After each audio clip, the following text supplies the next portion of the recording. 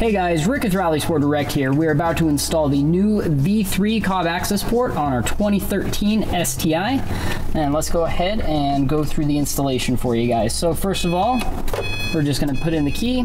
We're going to hit OK on the initial prompt. And it's going to ask you to install the AccessPORT to your vehicle. Of course, that's what we want to do.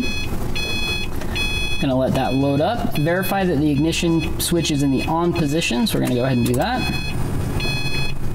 And then it's going to pop up, please confirm your vehicle matches 2013 USDM and Impreza STI. That is correct. Let's go ahead and hit OK.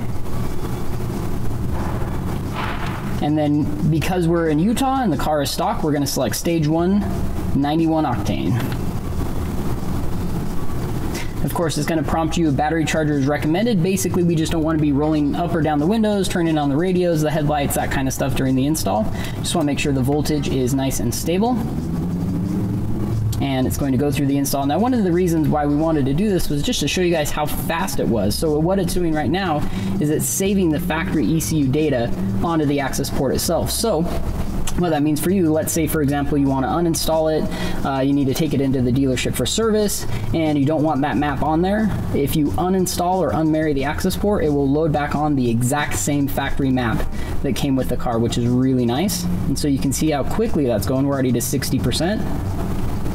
And we'll just wait for this to finish installing, or I guess really it's saving the factory map. So we'll just let it run its course here. All right, now that's done. And now it's going to actually install the AccessPORT. This one's going to take a little bit longer. But again, we wanted to give you guys a realistic idea of how quickly this installs, which is really nice because that is one of the nice features about it, is a faster processor, which will allow you to install this much more quickly. And there it goes. All right, so installed successfully. Please turn the ignition key to the off position to complete. So let's go ahead and do that. We'll hit OK.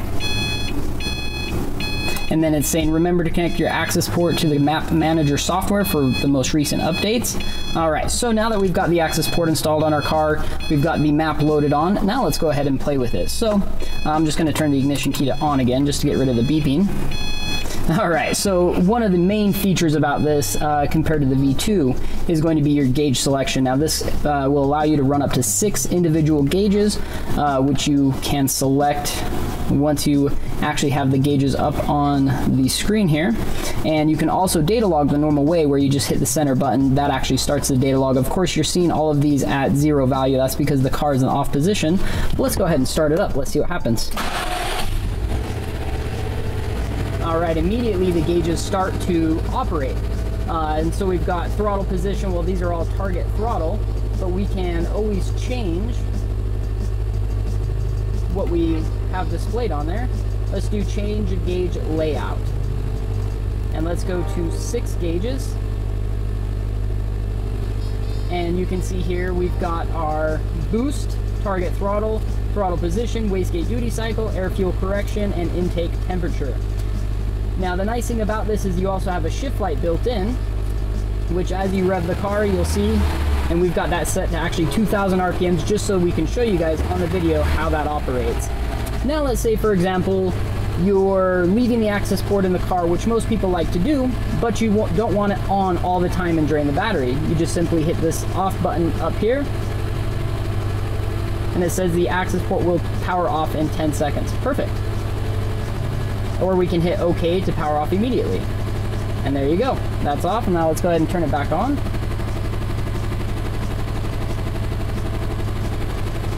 And you can see the startup screen there.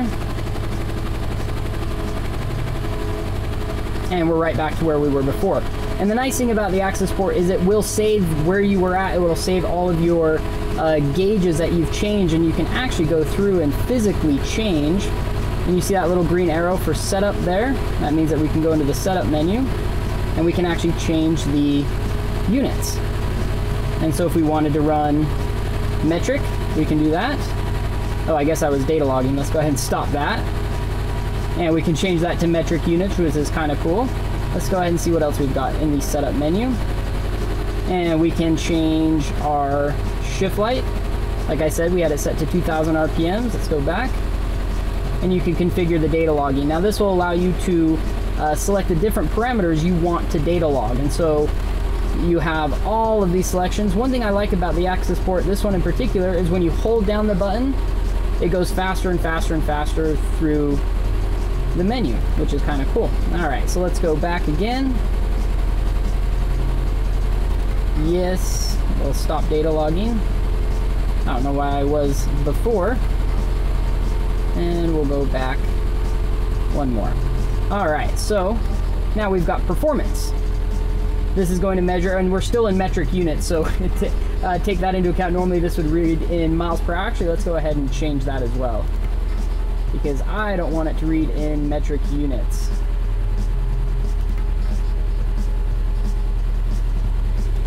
Right there. And we'll go back to imperial. Yes. And I always hit the center button for some reason and start data logging, and I just need to get used to this AccessPORT. But let's go. So there we've got our 0 to 60, our quarter mile time, and our estimated horsepower, or dynamometer, which is kind of a mouthful to say. And so let's go ahead and just select that.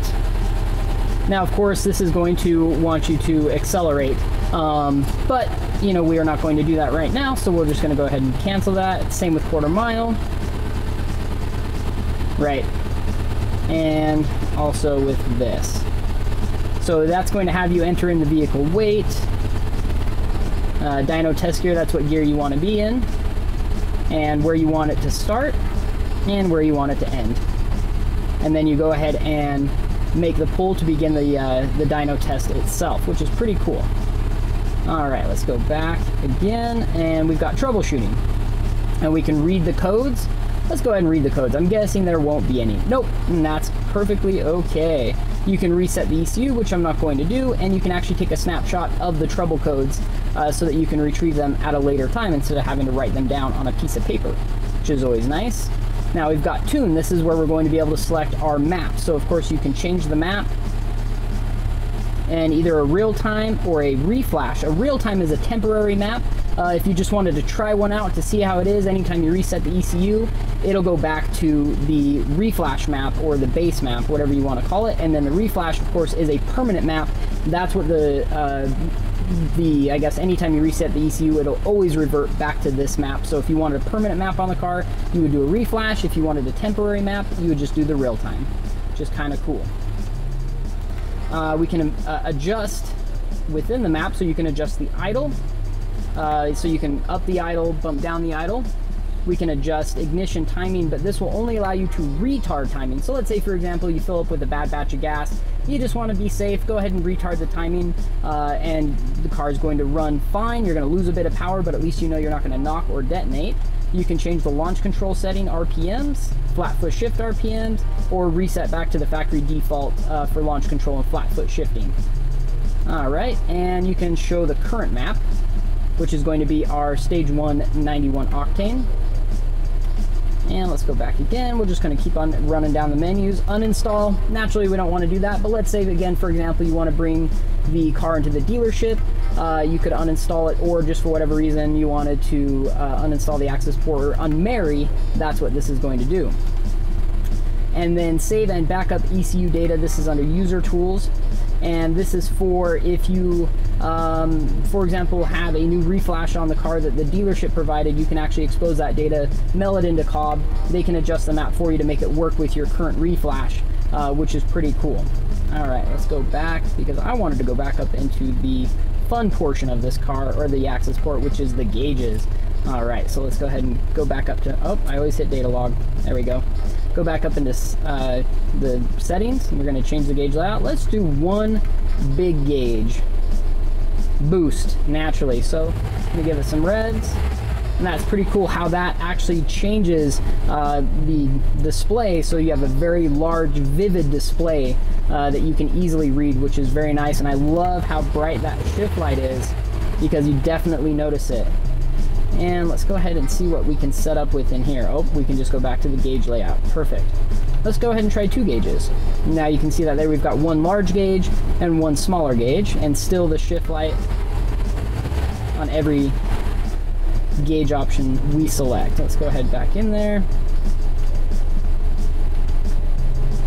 and let's just try 4. And there we are. So that kind of gives you a good idea of how the AccessPORT operates, the different menus, how to install it, what it looks like when it's running, and this is obviously the additional cover it comes with. Now, a couple other things I wanted to touch on was just some of the features physically on the AccessPORT itself. Now, I don't know if you guys can see this very well, but you've got a little light sensor here. Now, what that's going to do is whether you go from day to night, that's actually going to change how bright the display is, so you can seamlessly go from day to night without blinding you in the night or being too dim during the day, which is very, very nice. And then of course we have our off-on switch up here. Over on the side here, we've got our USB port, and then down here on the bottom, we've got our OBD2 port connection, and then of course the 4 buttons here. It's just an incredible product. Check it out. It's all the time we've got for you tonight. We'll see you next time.